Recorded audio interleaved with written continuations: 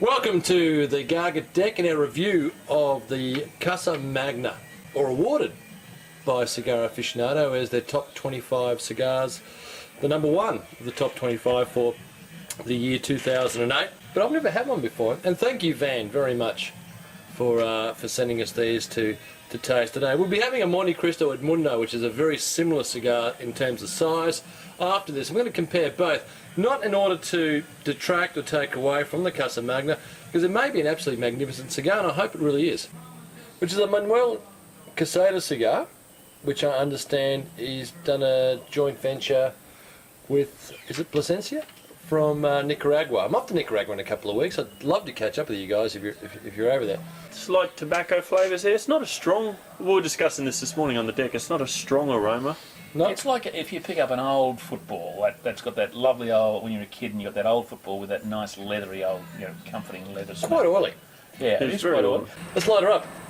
Actually, what's the draw like? I've driven through tunnels with more resistance. No, draw's fine. Loose. No tasted cold. So, it feels heavy in the hand. It does. But they've got an easy draw. Usual. There's a Unusual? To me, Okay, absolutely. let's light them up.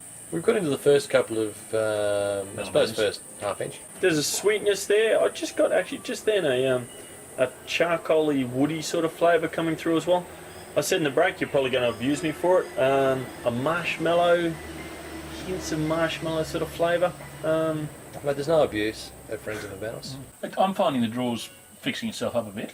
I'm getting a bit of a tarry character. There's certainly notes of sweetness that sort of flick through it. Not quite restricted, but just it has tightened up a It's little bit. almost as There's though a bit more pressure put on it. the heat has expanded things and... Well done. I know where your grubbiness is coming, that charcoal, Yeah. which is the mid-palate. Yeah. It's medium full for me. Oh, absolutely. But I won't say it It's until not a a little shrinking bit violet. later. It's no shrinking violet. But no, what I was about to say was at this stage, I'm struggling to see how this came in at number one. Unless it kicks into something else. It may kick into something absolutely delightful. The Dominicans specifically, Nicaraguans and Ecuadorians, I've seen, they've gone for a lot of power, but it's lacking a little bit of finesse at this point. Let's see whether it picks it up.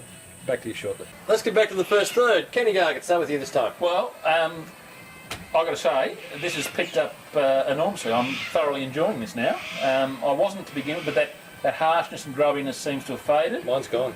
They're a bit sort of leathery, quite rich, almost that sort of cedary character. Touch of a floral note in there. Yeah, bit of that, yeah. Stone fruit almost. Stone fruit? A hint of stone fruit. Yeah, and I really appreciated the change, mind you, because that opening half inch was pretty ordinary. It has certainly transformed. Smitty. Yeah, I'm not as fussed as you guys are on it. The sweetness has dulled down a bit. Complexity, where would you say the complexity is? There's not a lot. I mean, it's very young. I don't think there's great complexity here. It's a very good. It's turned out to be a very good cigar so far. We're only up to the first third. Let's see how the next third goes. We're at the halfway point of the Casa Magna. I'm just having trouble pulling out Flavours different flavours and all that sort of stuff. Still got that sweetness to it. There is a hint of woodiness to it. I'm thoroughly enjoying this. Pretty much the same as before. There's not been any real evolution from before, but I'm thoroughly enjoying it. And I'm reasonably high 80s, I'd guess, at this stage. I'm enjoying it at this point. And I think that's where Cigar Aficionado is coming from too. I mean, Yeah, they're taking value. Oh, for into the top perspective. 100, of course I do. Are you getting a lack of complexity? Yes. Oh yeah, but that's what I said before. There are times when you don't want to go and pull out a $30, $40 cigar. You just want to pull out something. Okay. And I'd be more than happy if I was paying $9 for these. I'd be Let's put more it in than perspective. happy. It's locked itself in on a direction. It's not. I've got a gut feel it's not going to change. No. Left nor right. It's gone It's this going to be far. good draw, good construction, good burn, good flavour, good cigar. We'll come back to the last third and finishing tastings on the cigar. They bagged Dylan. He bagged Dylan. No, both did. He bagged Dylan. I'll put No, a I hand didn't up and bag back Dylan. I just Back don't Dylan. like by Dylan. heat. I respect Dylan. I'm going to start with you, Smitty. Again. It hasn't improved. I'm going to sit with an 84, 85. I was just thinking about it. Yeah, it's good value for money at $5.25 US. If I lived in the States and had access to these easily, I'd probably put it as my fishing cigar, that if it gets knocked into the water, I'd just reach for another one and keep on going. If You know, Cohiba that's what double- I'm saying. If Cohiba double Coronas were $5, I wouldn't mind if they got knocked into the water. Yeah, exactly. Yeah. Seriously, where do you put it? What, that I reckon wasn't it's- serious? You're saying No, you were I- serious? I tend to agree with you.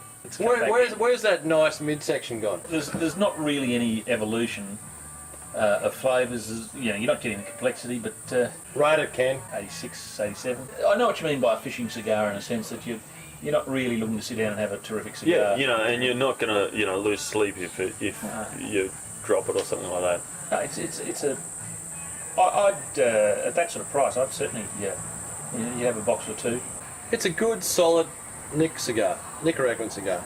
Has it shown you anything that says that just lays it down? I am an overachieving cigar. I will give it an 85, 86. It had a nice midsection. The tail end is all over the place. It's a little bit hot, a little bit tarry. It's lost its soul. I can't see any legs of this cigar. Give me something I can clip onto, something I can hang my hat on that's going to tell me that in 2 or 3 years' time, it is going to evolve into something which I'm going to put down and say, holy hell, that was great, and bring it back up again. Just show me something. No, but I don't It think doesn't show I anything. don't think it's intended to be in that category. Well then, fine. For $5, I think it over delivers. I would love to spend a month in a Plasencia factory and just blend and see what we can do with Cuban tobacco. I'm not saying that, Now you're a that roller. he can't. No, I'm just saying I'd just like to see, is it a limitation of tobacco? Me, 85, and if I gave it an 86, 86 to me means there's a bit of potential. There is no potential in this. If you put this box against Punch Petit Corona, this box against whatever it is, they're all the same price, even cheap. Yeah. Or Punch Corona. I know what I'd reach for every day. Party Casiri de Connoisseur number 3, a different cigar altogether. I know what I'd reach for. Because one entertains, But, and one and goes that's for the motions. because they've clearly brought price into it. And Yeah, I was just absolutely. trying to. Good effort, underwhelming, and that's where I'll leave it. Final comments? Yeah, look, I think Bucks party, perfect. yeah. Yeah. Scungy mates, perfect.